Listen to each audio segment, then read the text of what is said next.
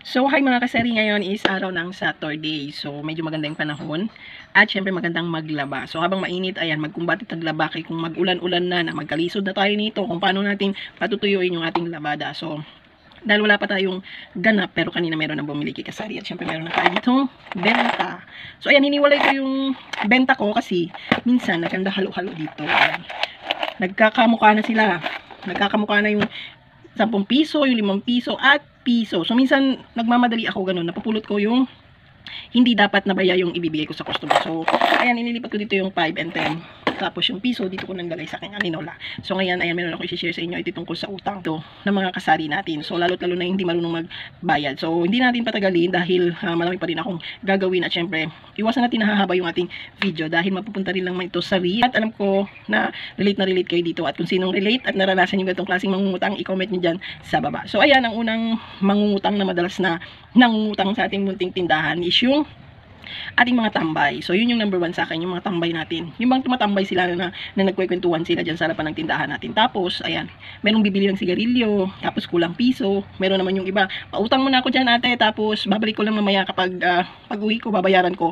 So, yung mga ganon, yung mga tambay na nandyan sa harapan ng tindahan natin. Meron naman iba, ayan, ate, pailan muna ako ng 3 piso dyan dahil bibigay ko muna dito sa aking pamangkin. Babayaran ko mamaya. So, yung mga ganong klaseng mga tambay sa harapan ng tindahan natin. Yun yung klaseng ng mga taong number 1 din na mangungutang. Yung balik ko lang mamaya, kulang ako ng piso, ayan, utang mo na ako ate, mamaya ako na babayaran. So, yung may mga ganong klaseng mga tambay na nangungutang sa harapan ng tindahan natin. Maganda namang may tambay sa harapan ng tindahan natin, pero may mga senaryong ganon. So, yung sa pangalawa naman, is yung kabubukas mo lang.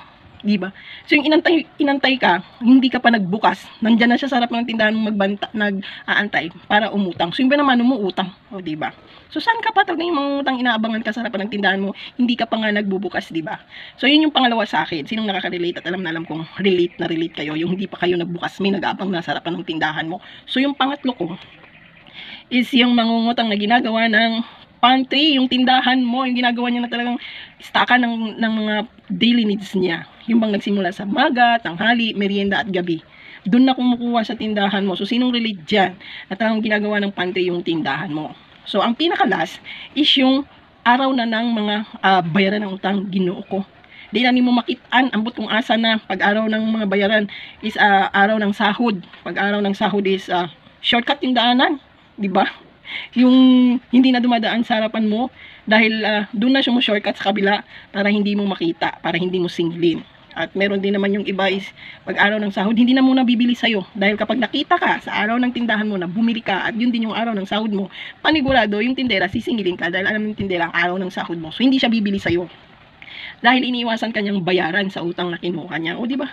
Bakit may mga taong ganon? At higit sa lahat, pag araw ng sahod, may kanya-kanya silang schedule, may kanya-kanya silang due date kung kailan nila gustong magbayad. O di ba?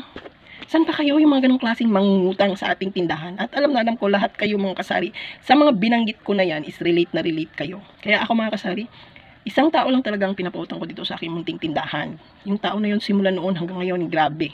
Yung tao na yun pag hindi pa araw ng sahod, pumupunta dito sa akin, sasabihin ate, sa ganitong araw ako magbabayad. Minsan wala pang sahod, bayad na siya sa akin. Kaya yun lang talaga yung isang taong nangungutang dito sa akin. At saka loyal na yun. Loyal sa akin yung tao na yun, yung customer ko na yun. Dahil kahit napakaraming tindahan dun sa taasan, dito talaga siya bumibili sa akin. Kasi alam niya daw na sa oras ng pangangailangan niya, walang ibang pupuntahan kundi yung tindahan ko. Kaya hindi siya bumibili sa iba. Dito talaga sa tindahan ko. So, ayan, may mga iba't iba talagang taong mangungutang.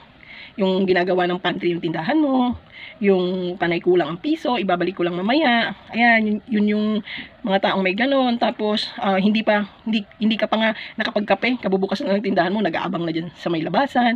O diba, sinong nakaka-relate na ganon klaseng mga customer na mangungutang? Tapos pag araw naman ng bayaran hindi mo nakikita. Nasa shortcut dumadaan, tapos bumibili sa ibang tindahan. Dahil nga, ayan, natatakot na singilin mo dahil alam na alam mo araw ng sakuran. Kaya ako mga kasari, nagpapasalamat talaga ako na kahit walang masyadong tao dito sa pwesto ko, meron pa rin talaga ako isang taong loyal na bumabalik dito sa tindahan ko. So hindi natin maiwasan yung mga mangungutang dahil meron talagang mangungutang. Meron namang mangungutang na magaling magbayad, di nakalimutan magbayad. Meron namang mangungutang iwas there, iwas here, hindi bibili sa'yo dahil doon bibili.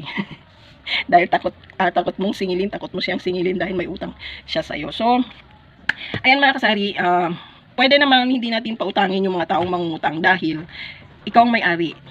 Ikaw ang may rules sa tindahan mo. Ikaw ang humahawak sa tindahan mo. Kaya choice mo kung pautangin mo sila or hindi. So para sa akin, mas maganda talaga yung walang utang sa tindahan dahil mapaikot mo talaga ng maayos yung benta ng tindahan at syempre iwas stress at sakit sa ulo, di ba?